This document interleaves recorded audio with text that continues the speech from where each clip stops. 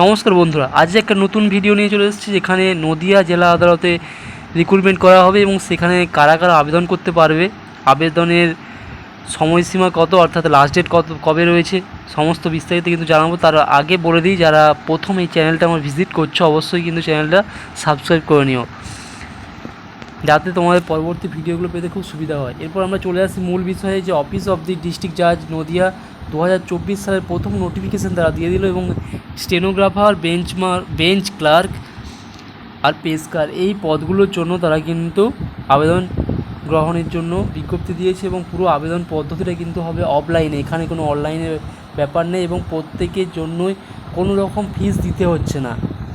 তো বিস্তারিত আমরা কিন্তু দেখে নেব যে কোন কোন পদের জন্য কতগুলো পদ রয়েছে, শূন্যপদ রয়েছে। Stenotypist in fast track court in one, অর্থাৎ স্টেনোটাইপিস্টের জন্য একটা পদ সংরক্ষিত রয়েছে এবং বেঞ্চ ক্লার্ক বা পেস্কার এইটার জন্য দুটো পোস্ট রয়েছে। কারা কারা আবেদন করতে পারবে, এখানে এই বিজ্ঞপ্তিটা খুব ইন্টারেস্টিং একটা বিজ্ঞপ্তি, যেখানে ফ্রেশার্স যারা তারাও যেমন আবেদন করতে পারবে এবং যারা রিটায়ার্ড পারসন তারাও কিন্তু আবেদন করতে পারবে, অর্থাৎ উভয় আবেদন করার জন্যই কিন্তু জায়গা এখানে রয়েছে। যারা রিটায়ার্ড পারসন তাদের ক্ষেত্রে বলে দেওয়া হয়েছে 1/7/2024 তারিখ অনুযায়ী 63 বছরের নিচে তাদের বয়স হতে হবে।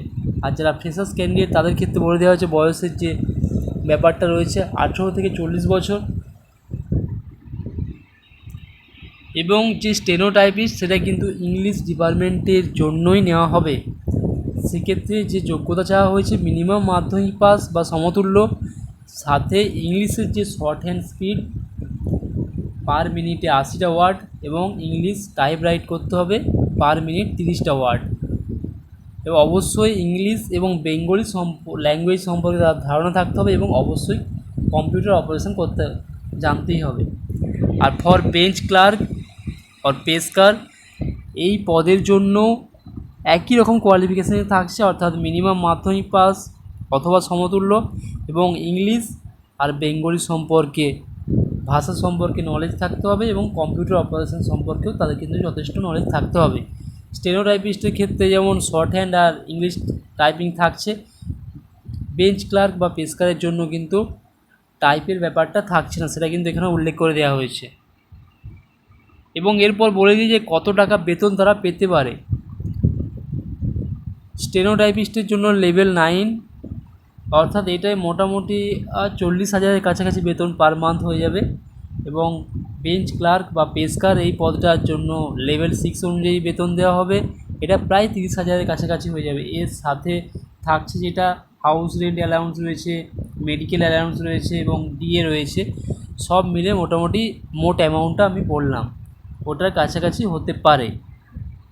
এবং এখানে অ্যানুয়াল ইনক্রিমেন্ট হওয়ার কোনো জায়গা নেই। কারণটা কি, কারণ 3 মাসের জন্য কিন্তু নিয়োগটা করা হবে, তবে যাদেরকে নিয়োগ করা হচ্ছে তাদের পারফরমেন্সের উপর নির্ভর করে ওই কন্ট্রাকচুয়ালের 3 মাসের ভ্যালিডিটিটা আরও বেশি সময় বাড়ানো যেতে পারে, এমনটাই কিন্তু নোটিফিকেশানে বলা রয়েছে।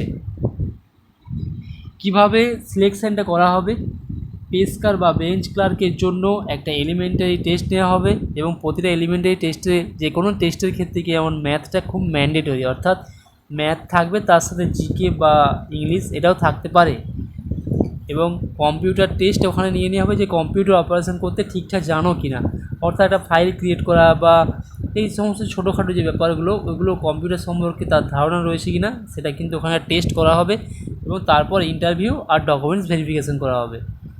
আর স্টেনোটাইপিস্টের ক্ষেত্রে এখানে কোনো টেস্ট দিতে হচ্ছে না, এখানে সরাসরি ইন্টারভিউ হবে, তারপর ইন্টারভিউ পাস করতে বলে টাইপিং এবং কম্পিউটার টেস্ট সেটা হবে। এবং বলে দেওয়া হয়েছে যে আবেদনের ক্ষেত্রে একজন কিন্তু একটা আবেদন করতে পারবে, তার বেশি আবেদন করতে পারবে না, যে application to multiple post will not be entertained, অর্থাৎ একজন একের বেশি পোস্টে বা অনেকগুলো পদের জন্য আবেদন করতে পারবে না। আর এখানে কোনো রকম রিজার্ভেশন রুল মানা হবে না, কারণ এখানে বলে দেওয়া হয়েছে যে মোট যে 3টে পোস্টের জন্য নেওয়া হচ্ছে, এখানে এসসি এসটি পিডব্লিউডি এরকম কোনো ক্যাটাগরি থাকবে না, এখানে সবাইকেই সমান সুযোগ দেওয়া হবে। সে কারণে লিখে দেওয়া আছে no reservation system shall be followed. Offline যেহেতু ডকুমেন্টসগুলো জমা দিতে হচ্ছে, তাহলে কী কী ডকুমেন্টস জমা দিতে হবে এখানে ফরম্যাটটা দেওয়া আছে, যে ফর্মটা ফিল আপ করতে হবে এবং সাথে সাথে যেই ডকুমেন্টসগুলো অর্থাৎ এডুকেশনাল কোয়ালিফিকেশান যে সার্টিফিকেট সেগুলো জেরক্স করে সেলফ অ্যাটেস্টেড করতে হবে। Computer knowledge certificate for bench clerk or পেস্কারের জন্য। ফটো আইডেন্টি প্রুফ হিসেবে ভোটার কার্ড বা আধার কার্ড, ড্রাইভিং লাইসেন্স ছাড়া অন্য কোনো দেওয়া যেতে পারে। প্রুফ অফ রেসিডেন্স অ্যাড্রেস অর্থাৎ স্থায়ী বাসিন্দা সার্টিফিকেট, প্রুফ অফ এজ বয়সের প্রমাণপত্র, certificate of extra curricular activity, যদি এক্সট্রা কারিকুলার অ্যাক্টিভিটি থেকে থাকে সেটার সার্টিফিকেট দিতে হবে। এবং যারা রিটায়ার্ড পারসন তাদের ক্ষেত্রে পিপিও অর্থাৎ পেনশন পেমেন্ট অর্ডার এবং last pay certificate of salary slip in case of retired employee, তাদের ক্ষেত্রে এই ডকুমেন্টসগুলো দিতে হবে। এবং release order from government service in case of retired employee, retired এমপ্লয়িদের ক্ষেত্রে গভর্নমেন্টের রিলিজ অর্ডার এবং পিপিও অর্থাৎ পেনশন পেমেন্ট অর্ডার, লাস্ট যে স্যালারি স্লিপ সেগুলোও কিন্তু জমা করতে হবে এবং সবগুলোই কিন্তু জেরক্স করে সেলফ অ্যাটেস্টেড করতে হবে। কিভাবে আবেদনটা করা যাবে? আবেদনটা কিন্তু জেলা আদালত নদিয়াতে গিয়ে ওখানে যে ড্রপ বক্স রয়েছে সেখানে গিয়ে অ্যাপ্লিকেশানটা দিয়ে আসতে হবে। অ্যাপ্লিকেশান ফর্মটা এখানে দেওয়া রয়েছে, ওটা ঠিকঠাকভাবে ফিল আপ করতে হবে, তার সাথে যে ডকুমেন্টসগুলো দরকার ওই ডকুমেন্টসগুলো দিতে হবে। এবং অ্যাপ্লিকেশান করার সময় ওখানে একটা ফটো চেয়েছে, ফটোটা ওখানে ঠিকঠাক জায়গায় দিতে হবে এবং সবগুলোকে ঠিকঠাকভাবে দেওয়ার পর একটা বন্ধ খামে অর্থাৎ এনভেলপের মধ্যে দিয়ে এবং অবশ্যই উপরে অ্যাড্রেসটা মেনশন করতে হবে, to the chairman district recruitment committee Nadia at Krishnanagar. এবং যেমনভাবে নিজের ঠিকানা দেওয়া থাকে সেই নিজের ঠিকানাটা ওখানে দিতে হবে। এবং এটা কোনো বাই পোস্ট বা স্পিড পোস্টে দেওয়া যাবে না, ওখানে বলে দেওয়া আছে যে সরাসরি ড্রপ বক্সে দিয়ে আসতে হবে। এবং 3 মাসের জন্য এটা অ্যাপয়েন্টমেন্টটা করা হবে এবং এরপরে যদি দেখা যায় যে এমপ্লয়ি যাদেরকে নিয়োগ করা হয়েছে তাদের পারফরমেন্স ঠিকঠাক রয়েছে সেক্ষেত্রে 3 মাসটা আরও বেশি সময় বাড়তে পারে। ইম্পর্টেন্ট ইনফরমেশান, যদি কোনো রকম কোনো কিছু জানার থাকে তাহলে নিচে যে ওয়েবসাইটগুলো দেওয়া রয়েছে এখান থেকেও জানা যাবে, বা ডিস্ট্রিক্ট DISTJEI.Nodia@gmail.com এখান থেকেও মেল করেও তথ্য জানা যেতে পারে। এবং অ্যাপ্লিকেশানটা কীভাবে করতে হয় যে ফরম্যাটটা অ্যানেক্সার 1 দেওয়া রয়েছে, to the chairman district recruitment committee Nadia at Krishnanagar Nadia, pin number 741101। এবং এখানে রিসেন্ট একটা ফটো দিতে হবে। Application for engagement of contractual staff, post applied for কোন পোস্টের জন্য আবেদন করছো সেটা এখানে লিখে দিতে হবে। তারপর রয়েছে name of the applicant in block letter, নিজের নাম লিখতে হবে ব্লক লেটারে। তারপর ফাদার্স নেম বা spouse name, gender, residential address, nationality, contact number, email ID, date of birth. এবং পরে 9 নম্বর কলামে রয়েছে এজ অ্যাজ অন, অর্থাৎ এখানে লিখতে হবে 1/7/2024 অর্থাৎ 1/7/2024 তারিখ অনুযায়ী কত বছর বয়স হচ্ছে সেটা এখানে উল্লেখ করতে হবে। এরপরে এডুকেশনাল কোয়ালিফিকেশান যেটা তুমি দিচ্ছ সেটা উল্লেখ করতে হবে। যদি এক্সট্রা কারিকুলার অ্যাক্টিভিটি থেকে থাকে তাহলে সেটা এখানে উল্লেখ করতে হবে।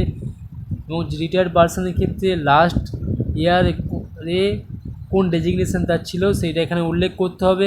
কবে রিটায়ার করেছেন, কোন ডিপার্টমেন্ট থেকে রিটায়ার করেছেন, পিপিও নম্বর দিতে হবে অর্থাৎ পেনশন পেমেন্ট অর্ডার যে নম্বরটা সেই নম্বরটা এখানে উল্লেখ করতে হবে। Experience in government office for retired employee, কতদিনের এক্সপিরিয়েন্স তার রয়েছে যদি সেটা এখানে উল্লেখ করতে হবে। আর last pay certificate of salary slip of the retired employee সেটা উল্লেখ করতে হবে। এবং যেমন ডিক্লারেশন থাকে, I hereby declare all this statement made in the application are true and correct to the best of my knowledge, and in the event of information being found false in future my candidature is liable to cancel। এরপর নিজের signature করতে হবে আর date আর place দিয়ে দিতে হবে। যারা প্রথম আমার এই চ্যানেলটা ভিজিট করছে তো অবশ্যই চ্যানেলটা কিন্তু সাবস্ক্রাইব করে নিও এবং যারা এখনও জানে না সেই বন্ধুদের মধ্যে ভিডিওটা শেয়ার করে দিও। Thank you so much.